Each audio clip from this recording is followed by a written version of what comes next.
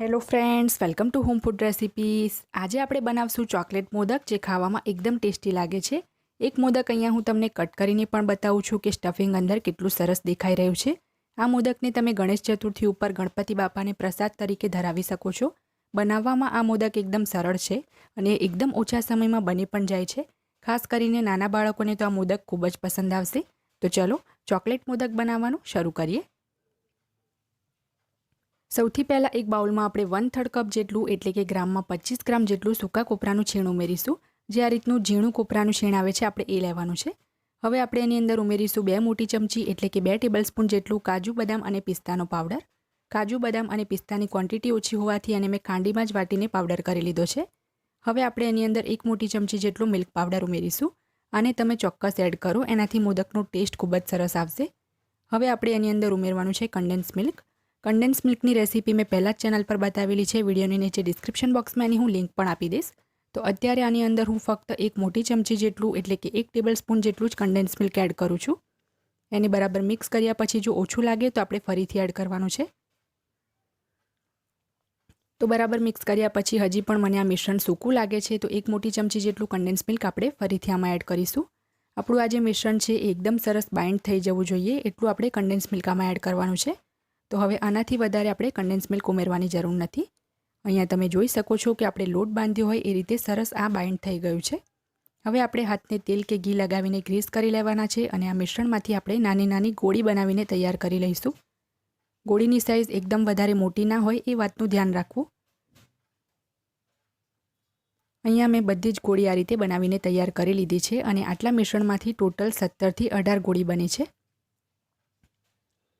હવે મેં ગેસ ઉપર એક સોસપેનમાં થોડુંક પાણી ગરમ કરી લીધું છે।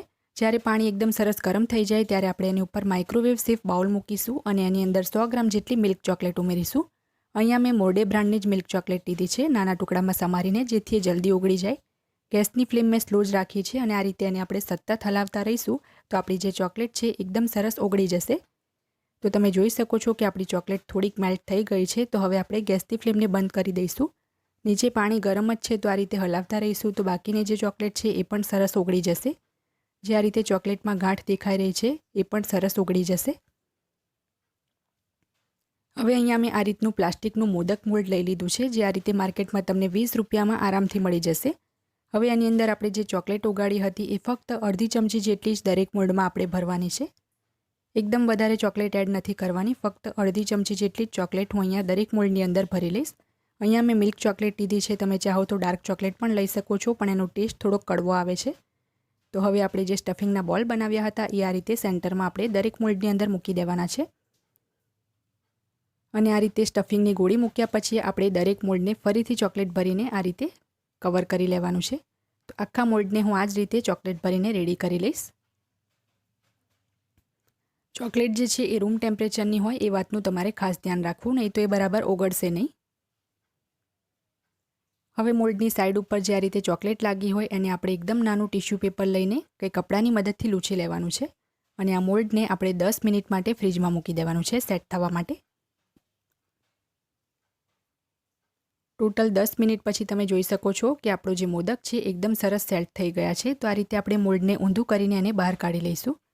તો તમે જોઈ શકો છો કેટલી સરળતાથી આપણા ચોકલેટ મોદક બહાર નીકળી રહ્યા છે અને આનો શેપ એકદમ સરસ આવ્યો છે। બિલકુલ જે બજારમાં ચોકલેટ મોદક બને છે એ જ રીતના તૈયાર થયા છે। તો બાકીના પણ બધા જ મોદક આપણે આ જ રીતે બહાર કાઢીને પ્લેટમાં મૂકી દઈશું।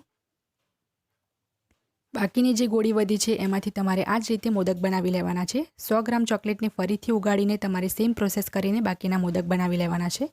તો હવે તમે જોઈ શકો છો કે આપણા મોદક એકદમ પ્લેટમાં સરસ બેઠતા નથી। તો ચપ્પુની મદદથી આપણે પાછળથી આ રીતે જે એક્સેસ વધારાનો ભાગ છે એને કાપી લેવાનો છે। એકદમ વધારે કાપવાની જરૂર નથી, બસ પ્લેટમાં મોદક સરસ રીતે બેસી જવા જોઈએ, હલવા ડુલવા ના જોઈએ।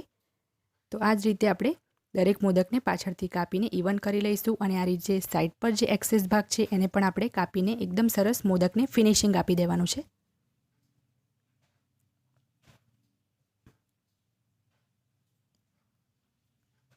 તો ફ્રેન્ડ્સ, આપણા ચોકલેટ મોદક બનીને તૈયાર છે। આ ગણેશ ચતુર્થી ઉપર તમે પણ આ મોદકને ચોક્કસ બનાવજો। જો તમારે ગોળ ચૂરમાના લાડુની અને ખાંડવાળા ચૂરમાના લાડુની રેસીપી જોવી હોય તો એની લિંક હું ડિસ્ક્રિપ્શન બોક્સમાં આપી દઈશ। જો તમને મારી આજની આ રેસીપી પસંદ આવી હોય તો મારા વિડીયોને લાઇક અને શેર કરી ચેનલને સબસ્ક્રાઇબ કરવાનું ના ભૂલતા. સબસ્ક્રાઇબ બટનની બાજુમાં જે બેલ આઇકન છે એને પણ દબાવજો, જેથી તમને મારા દરેક નવા વિડીયોની નોટિફિકેશન મળતી રહે. અને જો તમારે મારો આ જ વિડીયો હિન્દીમાં જોવો હોય તો એની પણ મેં લિંક નીચે ડિસ્ક્રિપ્શન બોક્સમાં આપી દીધી છે. તો મળીએ નેક્સ્ટ વિડીયોમાં. ત્યાં સુધી આવજો.